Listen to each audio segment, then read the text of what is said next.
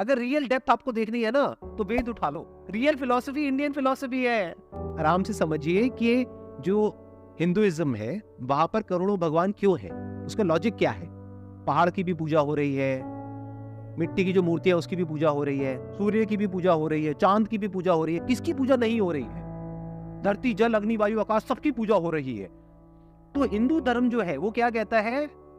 सब में भगवान है, सब में भगवान है, सब में भगवान है। इसको समझने की एक पूरी एजुकेशन है जिसको वेदांत बोलते हैं। The most ancient scriptures known to mankind. उसको प्रमाण बोलते हैं, उसको प्रूफ बोलते हैं। प्रमाण मतलब प्रूफ कि ऐसा कुछ है। तो उस स्क्रिप्चर में बार बार इसी की बात हो रही है और जितने भी क्वेश्चंस आपके माइंड में उठने वाले हैं या उठ रहे हैं उन सबके जवाब उन स्क्रिप्चर्स के अंदर है। अच्छी चीज क्या होगी, अब आप जब स्क्रिप्चर्स को पढ़ोगे, अगर पहले स्क्रिप्चर्स को पढ़ते बाद में इसको रियलाइज करते तो होता क्या? हजारों लाखों लोग स्क्रिप्चर्स को पढ़ते हैं, उसमें से कुछ रियलाइज कर पाते हैं। आप रियलाइज हो, स्टेबलाइज नहीं। समझ गए ना? स्टेबल नहीं हो पा रहे यहां पर। रियलाइज तो कर लिया, माइंड स्टेबल नहीं हो पा रहा है।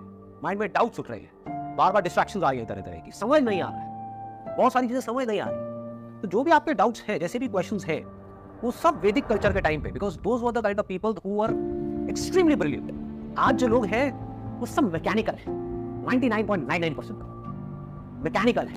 जिस तरह से कंडीशनिंग हो गई उसी तरह से चलते चले जा रहे हैं। कभी क्वेश्चन लगाते ही नहीं है कि ये सब है क्या। Nobody asked that question।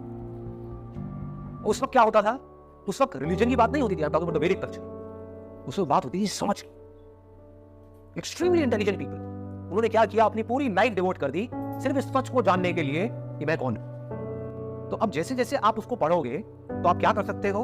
उसको वेरीफाई कर सकते हो। आपको एक्सपीरियंस हो रहा है साउंड ऑफ साइलेंस का, वहां पर इंटेलेक्चुअली समझाई गई है एक एक बात स्क्रिप्चर्स के अंदर। इतनी बारीकी से समझाई गई है कि कोई भी समझदार आदमी, बड़े से बड़ा साइंटिस्ट भी उसको डिनाई नहीं कर सकता। आप साइंटिफिक एंगल से भी उसको वेरीफाई कर सकते हो।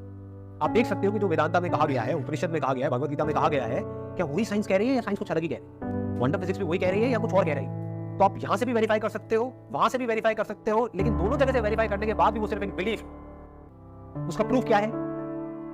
एक्सपीरियंस। तो साउंड ऑफ साइलेंस को आप एक्सपीरियंस भी कर सकते हो, जिसको अभी आप कर रहे हैं। धीरे धीरे स्टेप बाय स्टेप आगे बढ़ो। भगवत गीता से शुरुआत करो। Bhagavad Gita is the essence of all Upanishads. ठीक है, जहां पर भी भगवान कृष्ण बात करें कि मैं ही हूं, मैं ही हूं, मैं ही हूं, समझ जाओ किस मैं की बात कर रहे हैं। वो उस मैं की बात कर रहे हैं जो मैं उनका और आपका सेम है। मैं इसको जान रहा हूं, उस मैं की बात हो रही है, विच इज अनटच्ड बाय, जिसको मैं जान रहा हूं उससे।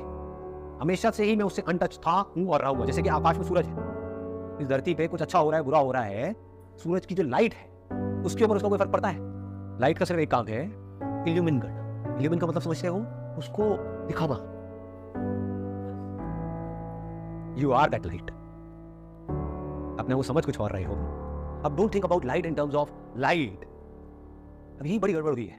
जहां पर भी सिमिलरिटी दी गई है ना, लोगों ने लिटरली उसका मतलब निकाल दिया। लोगों ने लाइट देखनी शुरू कर दी, आंख बंद कर रहे हो, लाइट देखे जा रहे हैं, देखे जा रहे हैं, देखे जा रहे हैं। उस लाइट की बात नहीं हो रही है, वो सिर्फ एग्जाम्पल के लिए है कि वो लाइट के जैसा है। एक्चुअली वो लाइट नहीं देखनी है, उस लाइट का करोगे क्या? कोई है ना जो उस लाइट को देख रहा है, वही तो है। बॉडी में कई तरह के एक्सपीरियंसेस हुए, उसको कोई तो जान रहा है ना, वो कौन है? इसको जानने का नाम स्पिरिचुअलिटी। तो इंडियन फिलॉसफी को समझो, इसकी पावर तो आप सोच भी नहीं सकते कहां तक है और क्या है।